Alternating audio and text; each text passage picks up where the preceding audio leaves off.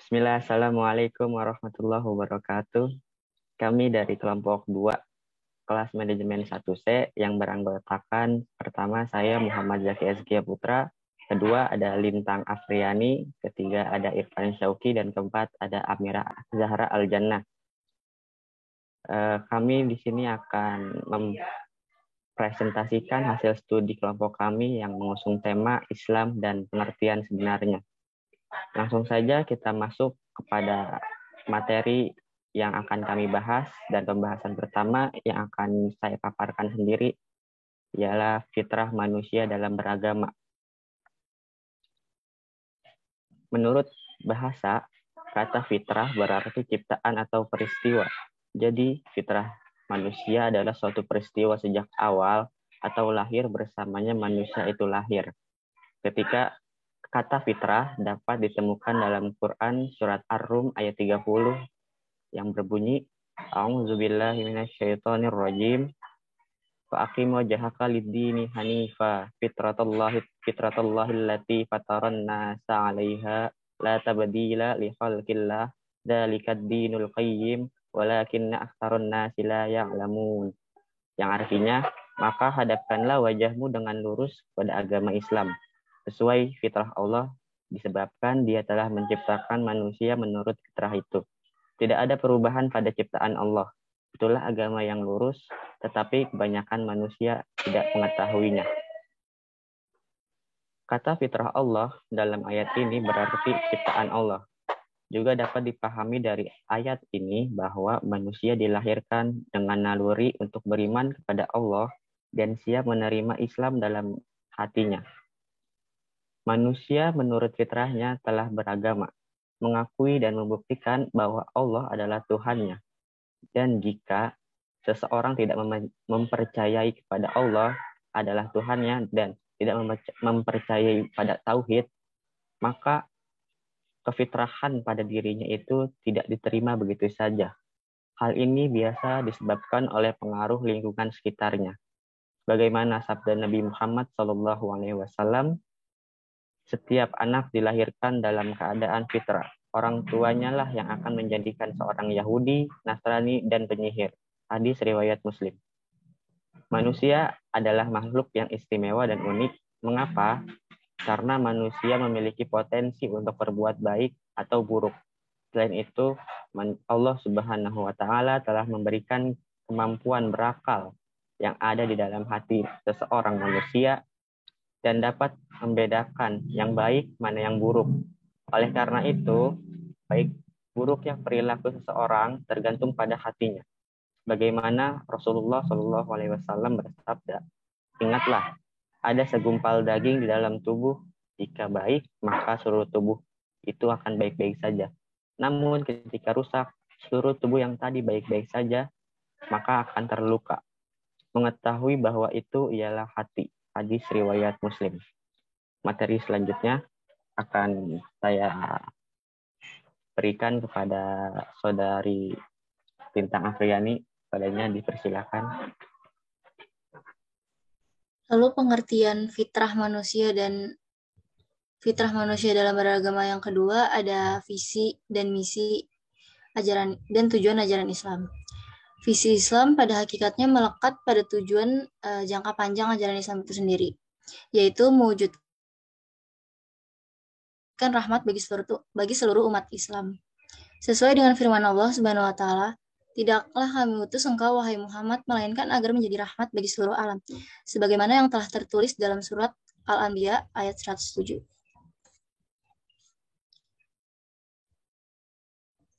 Maka dengan adanya visi tersebut, seluruh komponen ajaran Islam diarahkan kepada terciptanya visi itu.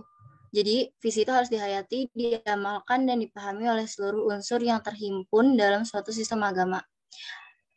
Dari situlah akan menjadi budaya yang dirasakan manfaatnya dan hidup oleh seluruh pihak. Lalu yang penjelasan yang kedua ada misi Islam. Misi Islam adalah untuk memakmurkan dan menciptakan kesejahteraan di muka bumi. Misi Islam ini berkesinambungan dan berkelanjutan sejak risalah pertama dari Nabi Adam alaihissalam hingga Nabi Muhammad SAW. Allah mengingatkan agar umat manusia makmur di muka bumi dengan nilai-nilai mulia. Sebelum itu, ada 3 penjabaran mengenai misi Islam. Yang pertama, ada tauhid, yaitu mengesahkan Allah. Tauhid ini adalah dasar utama ajaran agama Islam. Karena dari tauhid, seluruh uraian dan ajaran agama bersumber.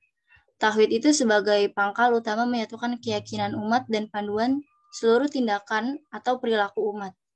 Contohnya seperti keyakinan kita akan Allah Subhanahu wa taala yang Maha Esa dan Maha Mengetahui, yang akan memandu kita untuk selalu berperilaku baik dan senantiasa sadar akan segala kekuasaannya. Lalu yang kedua ada menegakkan nilai-nilai ibadah yang bermuara pada pengabdian total kepada Allah. Nilai-nilai ibadah bukan semata-mata nilai ketuhanan. Contohnya itu seperti ketika Nabi Muhammad SAW mengimami sholat, beliau selalu melihat keadaan makmumnya supaya panjang bacanya disesuaikan. Lalu yang terakhir di sini ada memakmurkan bumi melalui nilai-nilai tauhid, ibadah, dan akhlak. Misi ini diposisikan sebagai sarana menyalurkan nilai-nilai agama untuk menjadikan manusia sebagai khalifah di muka bumi. Untuk memakmurkan bumi, maka kita harus mempunyai ilmu, baik itu ilmu agama maupun ilmu sains. Orang yang berilmu, baik agamawan maupun ilmuwan, sama-sama dihargai Islam sebagai ulama, asalkan memenuhi syarat keilmuan dan bertakwa kepada Tuhan. Jadi jangan kita mendiskriminasikan ilmu agama dan ilmu sains. Tanpa sains, kita tidak bisa memakmurkan bumi. Lalu penjelasan berikutnya akan saya serahkan kepada Irfan. Pembahasan selanjutnya akan saya paparkan mengenai ruang lingkup ajaran Islam. Ruang lingkup ajaran Islam itu ada akidah, ada akhlak, ibadah, dan muamalah. Saya akan menjelaskan dua. Yang pertama ada akidah. Kata akidah berasal dari bahasa Arab yang berarti menghimpun atau mempertemukan dua buah ujung atau sudut yang mengikat. Secara istilah, akidah berarti keyakinan keagamaan yang dianut oleh seseorang dan menjadi landasan segala bentuk aktivitas, sikap, pandangan, dan pegangan hidupnya. Istilah ini identik dengan iman yang berarti kepercayaan atau keyakinan. Sekiranya disinergikan antara makna lugawi dan istilah dari kata akidah itu sendiri, dapat digambarkan bahwa akidah adalah suatu bentuk keterikatan atau keterkaitan antara seorang hamba dengan Tuhannya. Sehingga kondisi ini selalu mempengaruhi hamba dalam seluruh perilaku, aktivitas, dan pekerjaan yang dia lakukan. Dengan kata lain, keterikatan tersebut akan mempengaruhi dan mengontrol atau mengarahkan semua tindakannya kepada nilai-nilai ketuhanan. Yang kedua ada ibadah. Ulama fiqh mendefinisikan ibadah sebagai ketaatan yang disertai dengan ketundukan dan kerendahan diri kepada Allah Subhanahu wa taala. Redaksi lain menyebutkan bahwa ibadah adalah semua yang dilakukan atau dipersembahkan untuk memperoleh keridhaan Allah dan mengharapkan imbalan pahalanya di akhirat kelak. Dalam konteks ibadah yang dikerjakan terdapat 5 pokok ibadah, yakni sholat, zakat, puasa, naik haji, serta disusul dengan toharoh, di mana toharoh merupakan kewajiban yang menyertai sholat, zakat, puasa, dan naik haji itu sendiri. Ada 5 persyaratan agar suatu perbuatan dapat bernilai ibadah. Dikemukakan oleh Yusuf Al-Qaradawi, ada 5. Yang pertama ada perbuatan yang dimaksud tidak bertentangan dengan syariat Islam. Yang kedua ada perbuatan tersebut dilandasi dengan niat yang suci dan ikhlas. Yang ketiga ada untuk melakukan perbuatan tersebut yang bersangkutan harus memiliki keteguhan hati dan percaya diri bahwa perbuatan yang dilakukan akan membawa pada kebaikan. Yang keempat ada harus memperhatikan garis-garis atau aturan-aturan Allah Subhanahu wa taala. Tidak ada unsur kelalaian, khianat, penipuan, dan lain-lain. Dan yang terakhir, perbuatan duniawi yang dilakukan dengan ibadah tidak boleh menghalangi kewajiban-kewajiban kedua.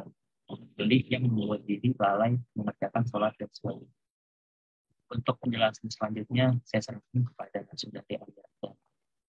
Terima kasih. Selanjutnya ada poin akhlak. Secara istilah, akhlak berarti tingkah laku yang lahir dari manusia dengan sengaja ataupun tidak dibuat-buat dan telah menjadi kebiasaan. Al-Quran memberi kebebasan kepada manusia untuk bertingkah laku baik atau berbuat buruk sesuai dengan kehendaknya.